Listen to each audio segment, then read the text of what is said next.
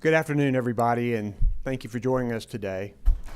As we look toward Labor Day weekend and the onset of fall, we're reminded that we're entering the heart of hurricane season. In fact, experts predict a particularly active storm season this year. Today, we're preparing for the first named storm of the season to impact our state as Hurricane Idalia works its way across the southeast after hitting Florida and Georgia. Our response teams here in the Emergency Operations Center are tracking this storm and preparing around the clock. About an hour ago, I spoke with President Biden, and yesterday evening, I spoke with FEMA Administrator Criswell. It's important for us to coordinate with our federal partners in times like this. We're hoping for the best and preparing for the worst. On Monday, I declared a state of emergency. It waives rules for transportation of fuel, gives farmers flexibility to quickly harvest crops, helps line workers restore power, and gets quick help where it's needed most. Today, the forecast for North Carolina has come more into focus. Heavy rainfall and localized flooding are our greatest threats as Idalia approaches the southeastern corner of North Carolina. We also anticipate possible flash flooding across the Piedmont and coastal plain, so everyone needs to stay alert. Heavier rainfall of 5 to 8 inches east of I-95 is expected later this evening and into early tomorrow. When it hits us, this storm will likely be near tropical storm strength. Tropical storm warnings are now in effect for our entire coast. If you're in the affected area and you haven't already, stock up on supplies now, listen to emergency alerts, and stay off the flooded roads. Our emergency management officials, the National Guard, State Highway Patrol troopers, and transportation and local first responders are staged across the state and working to keep people safe. I've authorized National Guard activation, which means soldiers and vehicles are staged in key areas, ready to deploy when and if they're needed. Swiftwater rescue teams are preparing to deploy in eastern and central parts of our state. So far, several counties and cities have declared their own local states of emergency, while the statewide state of emergency remains in effect. We do expect power outages and are working with our utility partners on a swift response. Our Department of Transportation utilizes drones in weather events like this to survey damage, and their workers stand ready to identify trouble and help clear roadways as quickly as possible. We expect winds, rain, and flooding to continue to impact our state even into Saturday. I encourage people to listen to local officials and make sure you have a plan if you're in an area with a flood risk. Prepare an emergency kit if you don't have one. This is the first storm of the season, and it may not be the last. So go to readync.gov to learn more about it.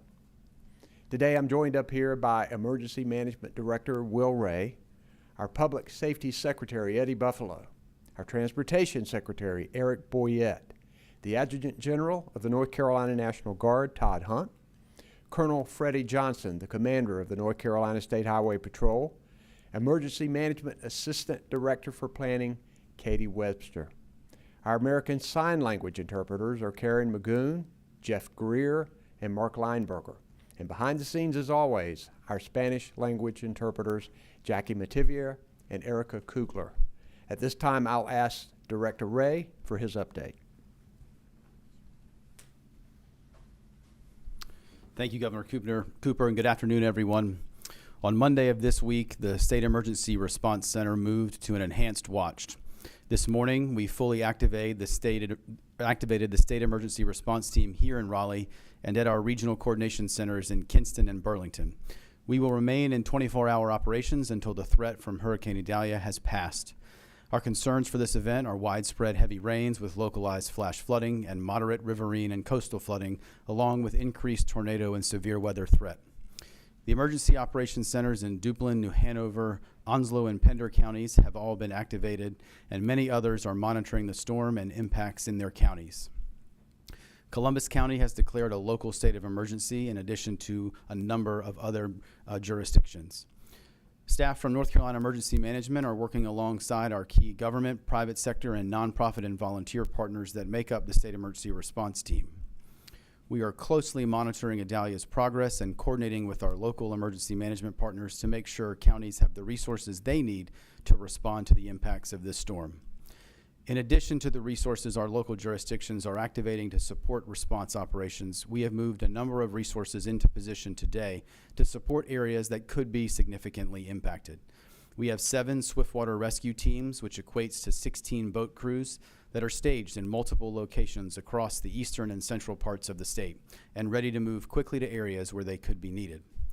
Likewise, resources from the North Carolina National Guard, including about 130 personnel with over 60 vehicles that can move through high water, are staged and ready to deploy quickly from Kinston, Elizabethtown, Rockingham, and Lillington. Brunswick, Northampton, and Terrell Public Schools will or have already released early today. Beaufort, Brunswick, Craven, Duplin, Greene, Jones, Lenoir, Onslow, Pamlico, Pitt, Robinson, Sampson, Scotland, and Wayne public school systems have already closed for tomorrow. Bladen, Carteret, Columbus, Dare, Harnett, Hoke, Hyde, both mainland and Ocracoke, New Hanover, Pender, and Terrell will be remote or asynchronous tomorrow as well. In addition to the preparedness steps Governor Cooper mentioned, make sure you pay close attention to your local weather forecast and have multiple ways to receive weather alerts and warnings. Follow any directions that may be issued by your local government officials. Be prepared for the possibility of power outages and flash flooding, and remember to avoid driving on flooded roads. Turn around, don't drown. If you have yard waste on your curb, move that away from the street so it does not wash away and clog storm drains. That could cause or worsen flash flooding in your neighborhood. If your power goes out, be prepared with battery-powered light sources. Avoid using candles and never use a generator or grill inside your home or garage. Generators and grills create deadly carbon monoxide fumes. As always, and as the governor mentioned, readync.gov is your source for emergency preparedness information to make sure your family is ready. Once the storm has passed and we ensure the needs are met here in North Carolina, we will quickly assess availability of resources and turn our attention to helping other states that were hit harder than North Carolina. Thank you to our local emergency management and public safety agencies for the work they are doing today to protect our communities. The State Emergency Response Team stands ready to support the 10.6 million North Carolinians and visitors. Finally, here in North Carolina, we utilize a whole-of-community approach, and each of you are an important part of that. Remember to take care of yourselves and your community, especially those friends and neighbors who may be vulnerable or need assistance. Thank you, Governor. Okay, for the reporters in the room, if you can approach the microphones on the side if you have questions, and then if any reporters have called in, we'll go to those. Yes, sir. Governor Josh Chapin here, ABC 11. Is it fair to say that you're focused less on the Triangle and the Raleigh-Durham area?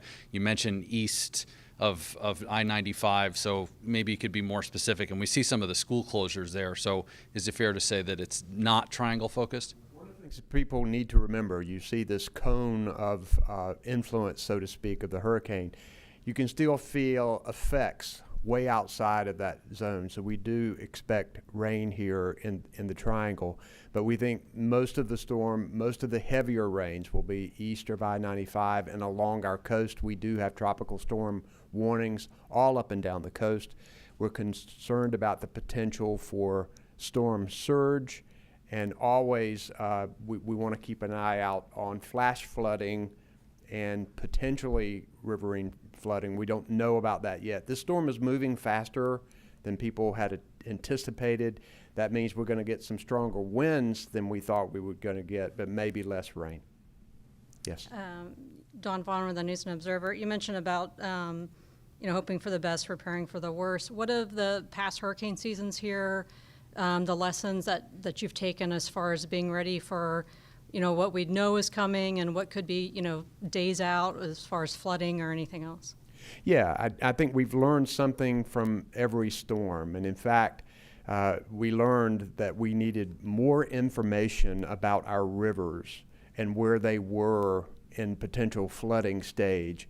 And so we've put in the FIMAN system that allows us to continue to monitor where our rivers are so that local officials can provide information and warnings and evacuations to people that may live on the river and may be in danger of flooding. We've learned a lot about what we need to do with our transportation system and getting our roads open as quickly as possible. I think North Carolina's experience in this area has shown us that coordination is most important. And I think across the country, people will look at our Emergency Operations Center. People come from all over the country to look at how we operate here, because not only do we have local, state, and federal officials here, we have our utilities, we have our medical people, we have our private nonprofit organizations, we have our volunteer groups. They're all here working in a coordinated effort, trying to cover gaps and making sure the people of North Carolina are protected and that we can recover as quickly as possible. Any other questions in the room? Do we have any online? Okay. Yes. Our first question on the phone is from Kenny Beck with WXII 12 News. Kenny, go ahead. Hi, Governor. Thanks for taking my call. Generally speaking, not Idalia specific, given how warm this summer has been and how warm the Atlantic and the Gulf both are right now, are you more concerned about the remainder of hurricane season and its potential impact on our state? Are you more concerned about 2023 than you have been in years past, or is it about the same? Well, first, we cannot lose focus on what is coming at us. So that's our first order of business, making sure that we are ready for this storm. But I don't think there's any question that with the predictions of a greater than average storm year, that we need to be ready and understand that these storms can come at us anyway. And so we really want people to prepare their homes, have that emergency kit, have that evacuation plan. These are things that you can do now, even if you're in the triad like you and don't expect a whole lot from this storm. Getting ready for the next one, I think, is really important for people to do. And as a state, as we look forward to what is happening across the planet, the effects of climate change, we know these storms are going to be more ferocious. It's really important for us to become as resilient as we possibly can when we build and repair, and making sure that we are ready for the years ahead. Next. We have a question from Sam Walker at WOBX. Sam Walker, go ahead. Thanks, Governor. Just some words for our visitors that are here, with this being the final week before Labor Day, not only here on the Outer Banks, but all up and down the North Carolina coast. A few words for them, what they should expect, what they should be ready for. Yeah, well, we love our tourists in North Carolina. We know they come from certainly all over the country and even all over the world for our beautiful beaches. Though they are here, they need to be careful. We are not aware of any evacuation orders that local officials are giving. But when you do have tropical storm warnings, it's important to try to stay inside and stay off of the road for the period of time that the bad weather is here, and just batten down the hatches for a little while. You know, hopefully that if we get through this, they can still have a weekend that will be positive. But until this storm is passed, everybody needs to be careful and stay safe. Next question. Okay. Thank you all for coming. Stay safe out there, everybody.